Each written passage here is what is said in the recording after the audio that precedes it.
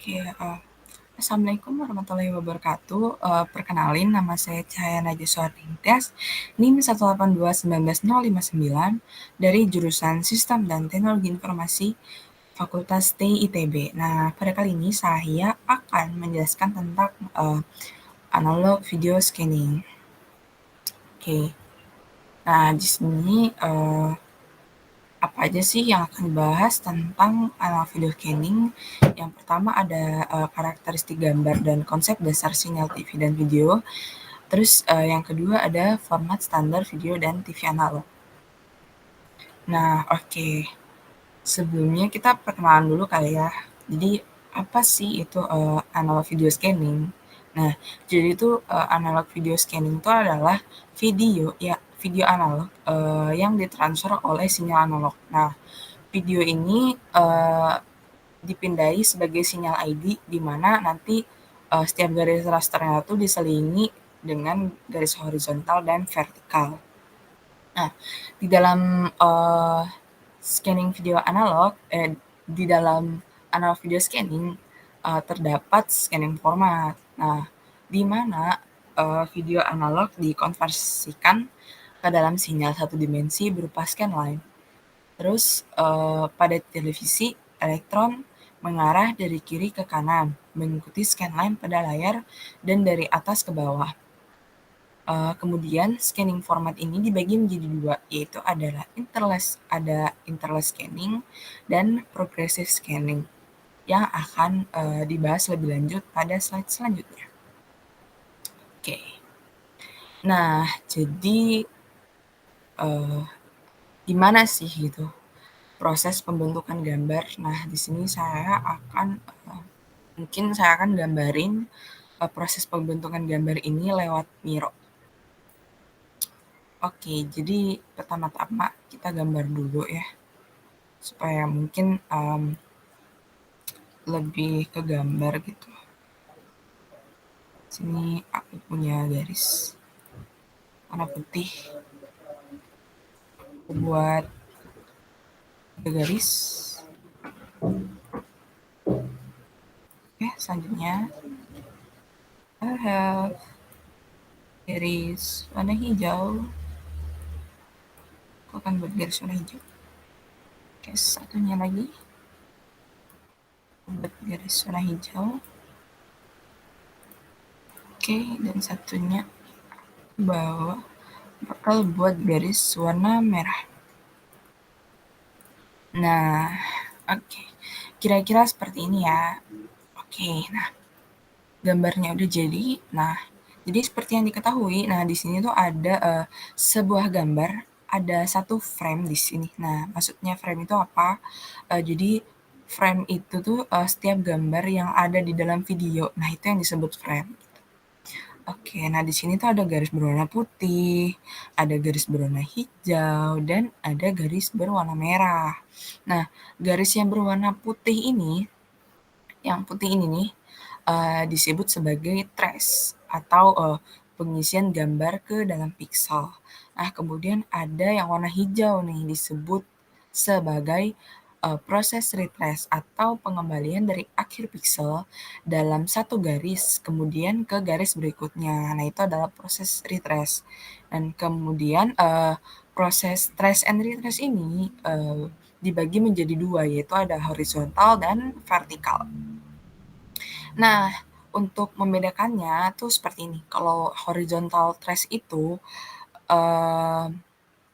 yaitu pengisian gambar hanya dalam satu garis gitu. Berarti garis yang pertama ini disebut horizontal trace.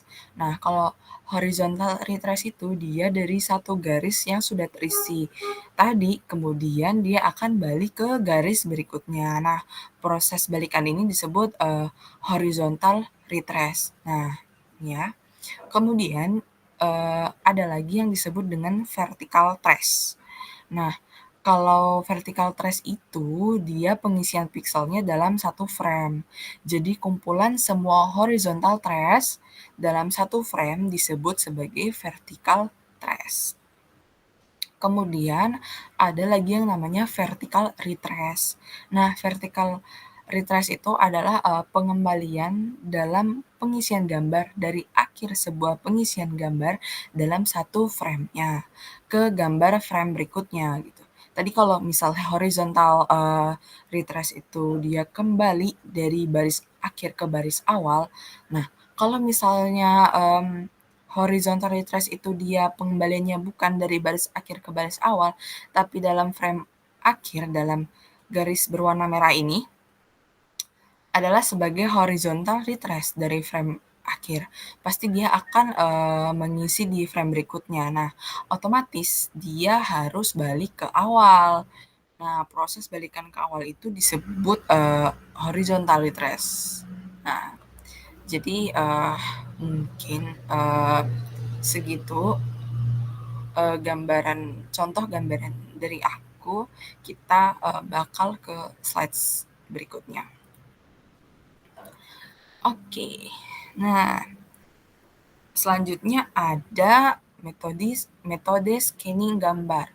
Nah, yang udah aku jelasin tadi sebelumnya, scanning itu ada dibagi menjadi dua, yaitu ada interlace scanning dan progressive scanning. Nah, jadi, interlace scanning itu apa sih gitu ya? Nah, interlace scanning ini, merupakan sebuah metode, di mana tujuannya itu adalah untuk, menampilkan, kemudian menyimpan, dan memancarkan gambar yang ditampilkan secara bergantian antara garis ganjil dan garis genap secara cepat untuk setiap frame-nya. Nah, sebenarnya tuh, interlace scanning ini tuh digunakan untuk, mengurangi kedipan. Nah, kedipan. Jadi, jika, dalam satu gambar ada suatu kedipan, nah itu disebut, eee, sebagai, eee, ya interlace scanning. Nah, jadi, ya itu, ya jadi, tujuan interlace scanning itu sebenarnya ya untuk mengurangi kedipan tadi gitu pada, televisi-televisi analog. Nah, oke, mungkin aku bakal, supaya lebih jelas, mungkin di sini aku bakal buat di Miro kali ya. Aku akan buat gambar lagi di Miro. Oke, misal aku gambar biar lebih jelasnya nih. I have ini aku punya TV. Oke, bakal loading dulu. Nah, supaya gambar aja gitu.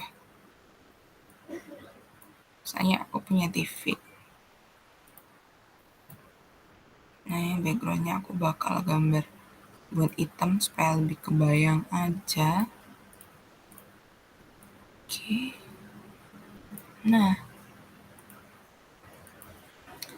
oke, di sini aku bakal buat garis seperti tadi. Tapi garisnya beda. Ini garisnya bakal putus-putus. Ini aku warnain.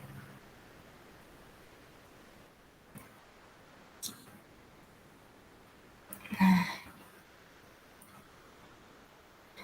bakal sebagai contohnya di sini aku bakal buat 5 garis. Nah, nih aku bakal buat 5 garis. Nah, untuk garis awal aku bakal bedain warna sih supaya nggak bingung. Nih, aku bakal bedain warnanya. Nah, seperti kayak yang tadi ini, aku bakal bedainnya lewat ini ya. Tuh, gambar yang tadi. Kulep kayak gitulah kurang lebih ya. Oke, satunya lagi. Biar lebih tahu nih bedanya interlace scanning dan progressive scanning. Oke, nah udah jadi gambarnya. Nah, bisa lihat di sini, ini contohnya nih. proses pengisian gambar interlace scanning, seperti yang dilihat di sini, dia tuh mengisi untuk garis yang ganjil dahulu. Kemudian setelah ganjil terisi, dia akan melanjutkan ke garis yang genap. Jadi, tidak satu frame secara bersamaan, tetapi dia pengisiannya itu untuk, garis horizontal yang ganjil baru, garis horizontal yang genap, gitu. Uh, jadi gini maksudnya, ini garis jadi gini. Nah, jadi interlace scanning itu dia tuh bakal, ngisi, eee, untuk garis yang ganjil dulu. Misal eh, ini aku kasih angka 1 nih. Ih, kecil banget ya. Ini aku tulis 1 di sini ya. Oke, oh ternyata putih warnanya. Oke, warna hitam. Kasih warna hitam dulu. Oke, kebesaran malah.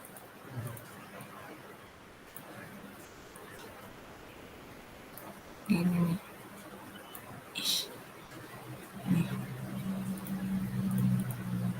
Nah, misal aja ini 1, ini 1, terus kenapa dibilang ganjil genap gitu ya. Nah, ini 1,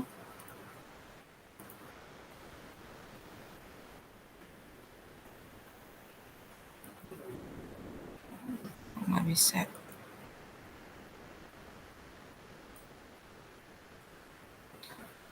Buat lagi deh. Nah, ini 2, 2. Ini yang 2, bener sih. Oke, ini yang ketiga. Maaf ya nggak berurutan. Nah, kurang lebih kayak gini.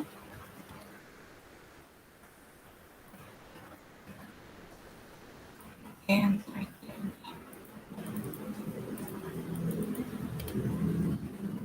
Nah, jadi itu maksudnya tuh gini, kalau interlace scanning itu, dia tuh pengisiannya tuh dari ganjil dulu, abis itu genap. Nah, ya jadi ini 1, ini kan ganjil, terus 3, ganjil, terus 5 gitu. Nah, kalau misalnya ini aku contohnya ada 5 garis aja ya gitu. Jadi kalau misalnya semua garis ganjil ini udah terisi, nah maka akan lanjut lagi ke garis pengisiannya akan lanjut ke angka ke genap gitu, ke garis genap. Jadi ini tuh bakal jadi sama nih, ini bakal gini gitu. Nah ini juga sama. Tuh, jadi semuanya bakal terisi. Tapi pengisiannya itu yaitu interlace scanning itu ya pengisiannya ke garis ganjil dulu. Kalau ganjilnya udah selesai, nah habis itu baru ke garis genapnya sampai selesai gitu. Oke, kurang lebih kayak gitu ya penjelasannya untuk interlace scanning. Oke, kita bakal lanjut lagi. Nah, jadi itu sebenarnya tuh proses uh, interlace scanning itu tuh apa ya? Jadi sebenarnya proses interlace scanning itu seperti yang diketahui, kalau misal ada resolusi 1080i sama 1080p, kalau diketahui kalau 1080i itu seperti yang dibahas tadi itu adalah interlace scanning. Tapi kalau 1080p itu adalah progressive scanning. Jadi di interlace scanning ini tuh misal dalam sebuah TV atau sebuah gambar itu ini mempunyai 625 garis. Nah, di dalam 625 garis ini itu karena dia pengisiannya ganjil genap, Nah, itu dibagi menjadi 2. Jadi untuk yang ganjilnya itu pengisiannya itu secara, vertical trace sebesar 292,5 baris. Nah, kemudian ada sekitar, 20 lines-nya ini, itu dalam satu gambar tersebut, digunakan untuk vertical retrace atau, pengembalian ke posisi awal untuk pengisian yang genapnya. Jadi, garis yang dibutuhkan untuk, pengembalian dari akhir sebuah frame ke awal untuk pengisian genap, tadinya adalah sebanyak, 20 lines, eee, untuk proses vertical retrace. Nah, kemudian untuk yang 292,5 lines itu digunakan untuk pengisian horizontal. Jadi jumlah lines-nya yang diisi 295 292,5 sama seperti yang genap juga seperti itu. Oke, selanjutnya kita lanjut ke, progressive scanning. Nah, progressive scanning itu apa sih ya? Nah, di sini udah ada.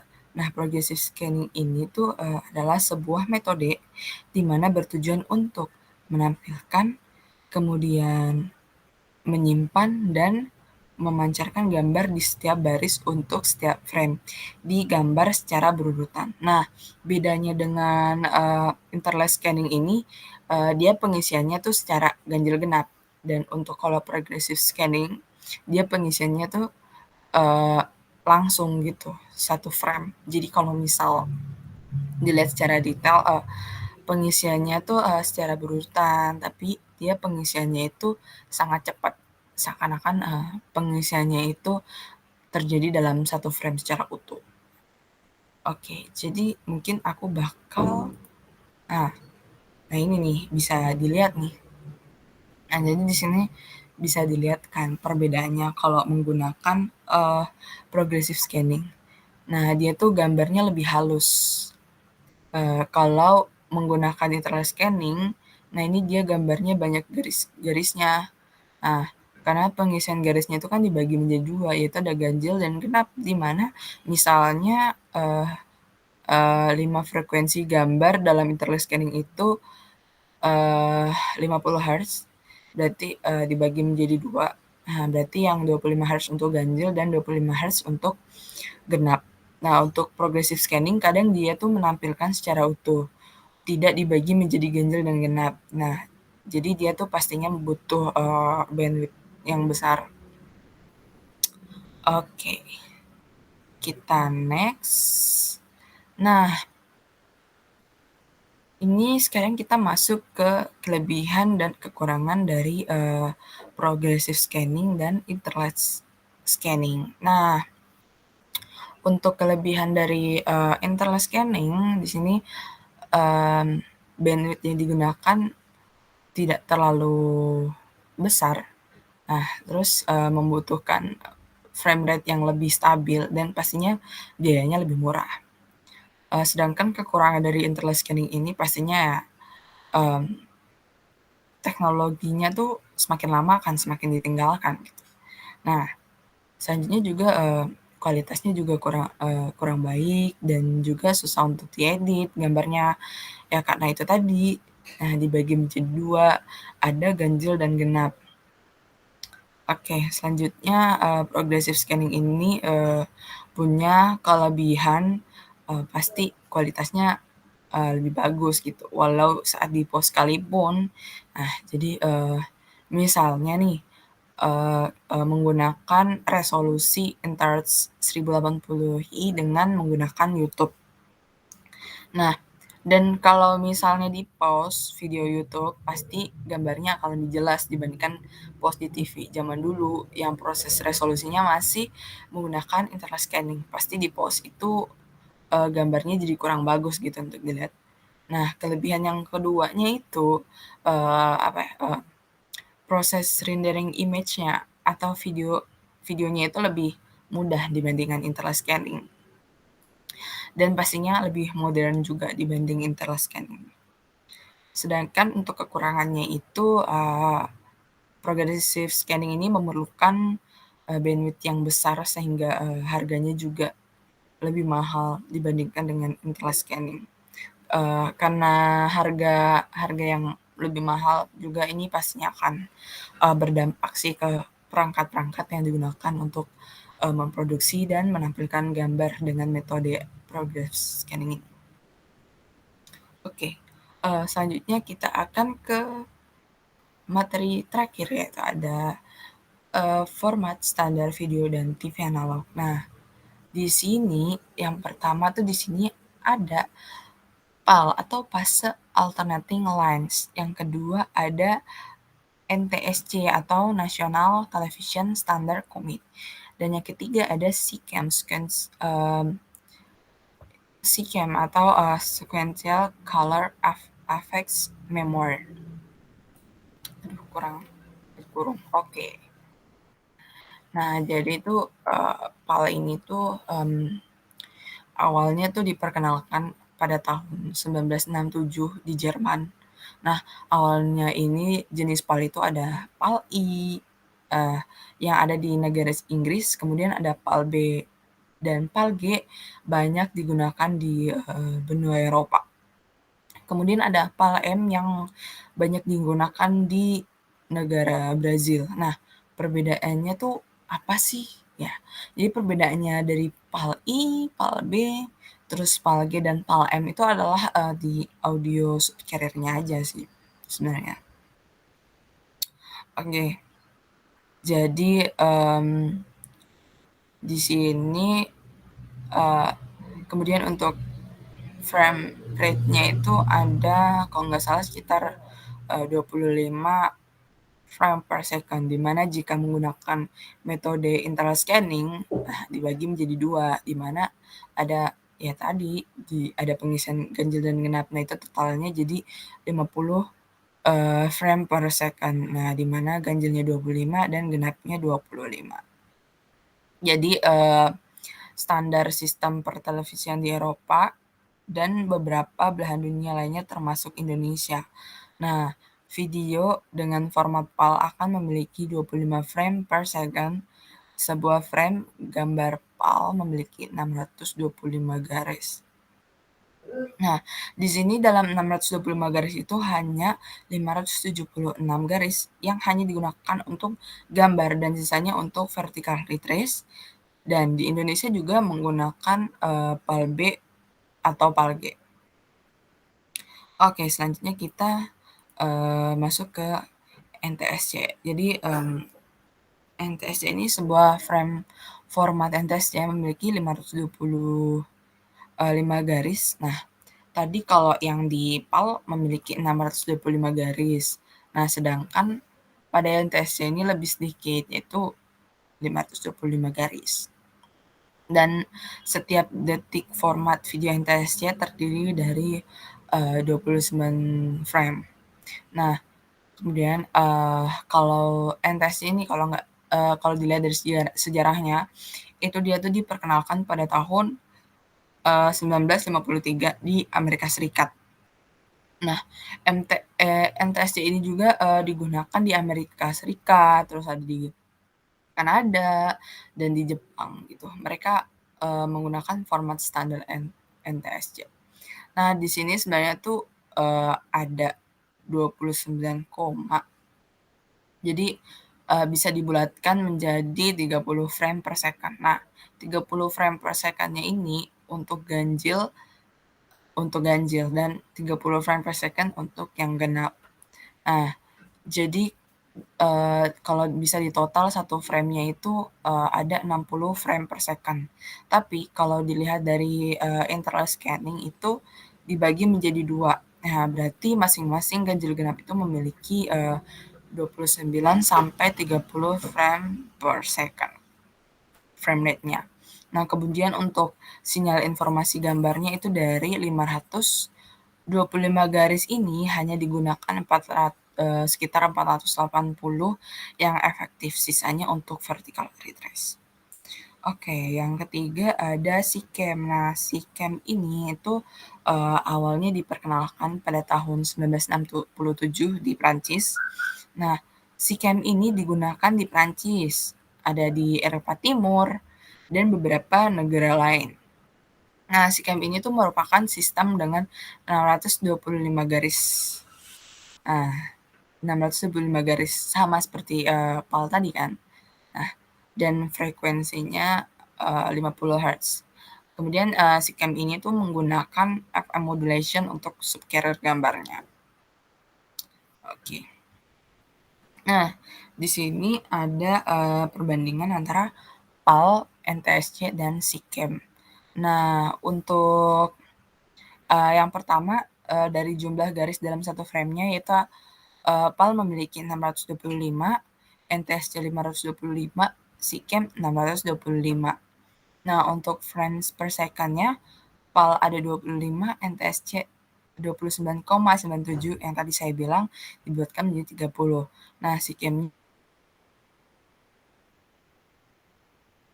kemudian untuk jumlah garis yang aktifnya yang digunakan untuk informasi atau gambar adalah untuk PAL ada 576 tergantung negaranya, NTSC 480 sampai 496, dan SICAM juga sama 576. Nah, tergantung. Nah, terus selanjutnya ada horizontal sampling rate. Untuk PAL ada 864, NTSC ada 858, SICAM ada 864. Kemudian untuk pixelnya di sini uh, PAL PAL pada pixelnya ini 768 dikali 576. Nah, 768 ini adalah horizontalnya dan 576 ini vertikalnya. Jadi ini resolusinya ya. Nah, sama juga ini dengan NTSC, resolusinya ada 640 dikali 480, untuk SICAM-nya 768 dikali 576, sama kayak PAL. Oke, selanjutnya yang terakhir adalah color coding and sampling. Nah, di sini PAL ini itu punya YUV. Nah, Y-nya ini sendiri itu luminance dan U dan V-nya ini chrominansinya gitu. Jadi Y-nya bernilai 4, U dan V-nya bernilai 2. Sedangkan untuk NTSC ini ada YIQ. Nah, di sini Y-nya sama sebagai luminance dan I dan Q-nya itu sebagai chrominansinya. Y-nya bernilai 4, I dan Q-nya bernilai 2. Oke, selanjutnya untuk SICAM dan Y-nya itu sebagai luminance, DRDB-nya itu sebagai chrominansinya.